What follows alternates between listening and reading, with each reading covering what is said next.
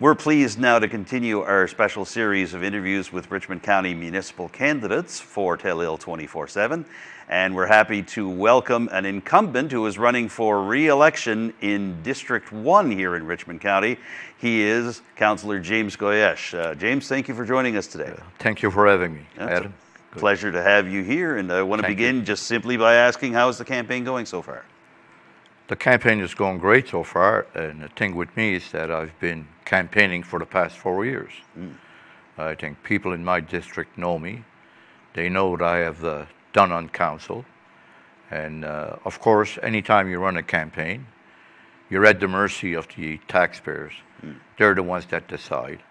And like I said, I've been campaigning for 4 years. So I want to pick up on that point, the idea that basically as soon as you're elected, you're campaigning again. And I know that your years on council, with just a bit of a break, go all the way back to the 80s. You served as warden from 1985 to 88. I did, yeah. Has it been a philosophy of yourself pretty much since the beginning that as soon as you have won election, you're basically campaigning again for the next campaign? It is. I think the people put their confidence in you. That's why they elected you. And as soon as you get elected, it doesn't stop. That's when you got to do the work that the people ask you to do and represent them to the best of your ability. So if you do that from day one and continue, I think that's the same as campaigning. It's a small community. People know you. They know what you have done. And people don't expect for you to get all the answers. But what they do, they want you to respond to any inquiries they have. Sometimes it would be in your favor, that you have favorable response. Sometimes it's not. But they appreciate the fact that you tried your best. And that's what politics is all about, I guess. Yeah, exactly. You've served on an 11-member council. You've served on a 10-member council. This past term for District 1 in Richmond County is the first time you've served on a 5-member council. Can you give me a little bit of a sense on what's been different serving on a smaller council than on one of the larger ones? It's definitely different. It's an adjustment. But you got to look at that it's the same democratic process. The majority rules, and you have to accept that.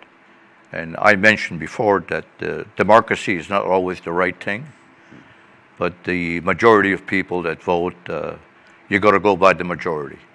And you have to accept that, and you have to move on and say, okay, I'll try again. I got to do a better job in presenting myself. And whatever the case may be, you have to represent the people that elected you. So you got to move on.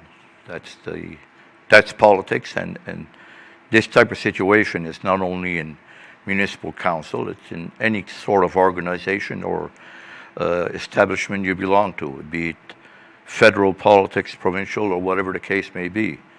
The majority rules. It's too bad. It's like I mentioned, a democratic process. It's not always the one that works, but you got to go according to the majority. You've mentioned your constituents, the taxpayers, a couple of times, and I want to talk about your district a little bit because you served for several terms on the former District 2 for Richmond Council. Right. It was mainly Petty de Gras, right, surrounding communities, Sampson's Cove, Little Anse, Alderney Point. That district has expanded now into the current District 1, which includes many other communities. It takes up half of Verichat. What's been different for you serving that constituency as opposed to your previous one, and has that been a challenge for you? Well, definitely it is. I mean, you're talking about a larger geographic area, and you're serving a larger number of people.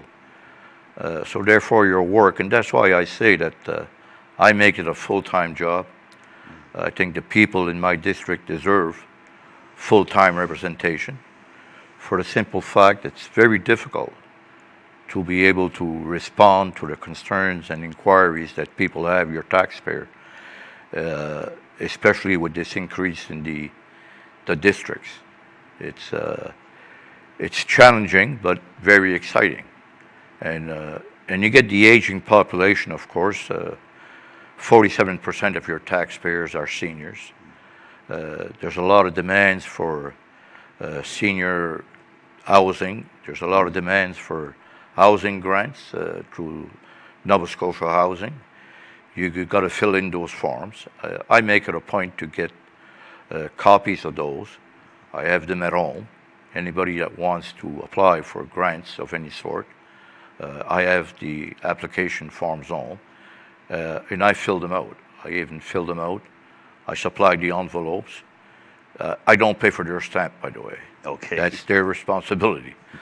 But I fill those out, and I find that you got to be available.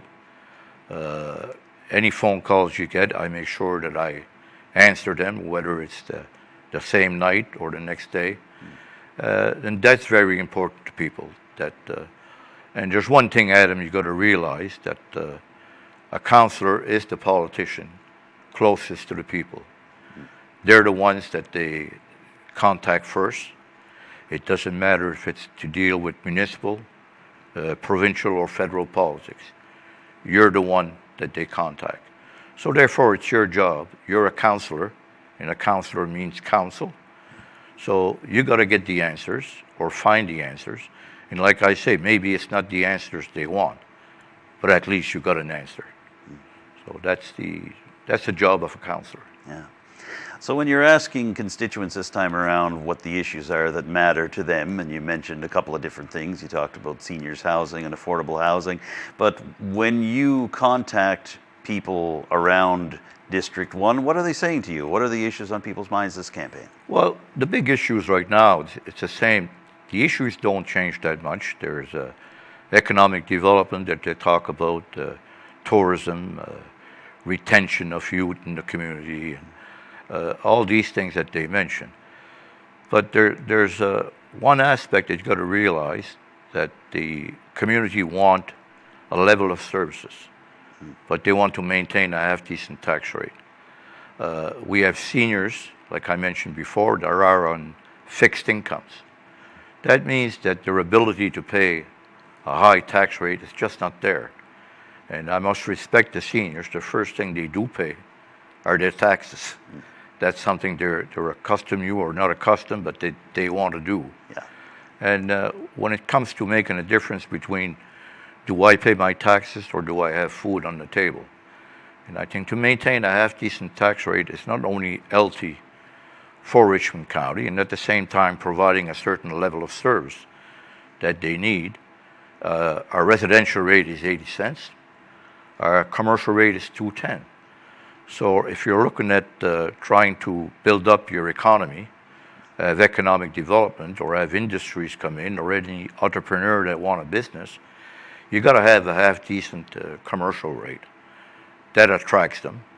Also, the community they're in, you need a church, you need a school, you need restaurants, and those are important.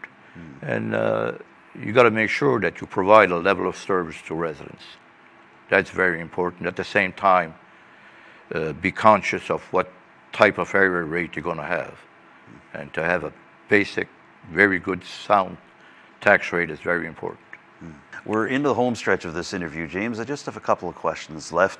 I wanted to ask you about something that came up. Actually, the last time I interviewed you was 4 years ago, and I was with the reporter at the time, and you were running to get District 1 for the first time under the new 5-councillor setup. Okay. And at the time, you had a priority of eliminating specific expense accounts and allowances for municipal councillors. There was a bit of a cloud over the municipality at the time after what had happened with the expense scandal that had broken out months earlier.